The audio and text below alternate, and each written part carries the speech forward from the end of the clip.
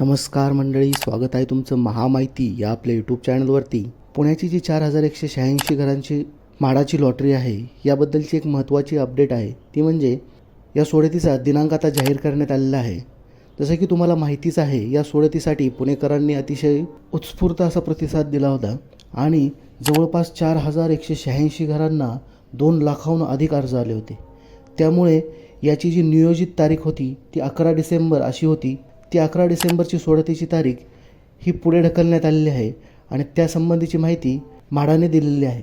तर नेमकी आता ही तारीख कधी असणार आहे, बऱ्याच जणांना याचं कन्फ्युजन आहे की ही 23 डिसेंबर असेल की 27 डिसेंबर रोजी सोडत होणार आहे। तर ते बघण्यासाठी इथे तुम्ही housing.mada.gov.in या वेबसाईटवरती जायचं आहे। इथे गेल्यानंतर तुम्हाला इथे दिसेल व्ह्यू लाईव्ह स्कीम। इथे व्ह्यू लाईव्ह स्कीममध्ये गेल्यानंतर पुणे बोर्ड यावरती क्लिक केल्यानंतर इथे तुम्हाला इम्पॉर्टंट डेट्स दिसत आहे।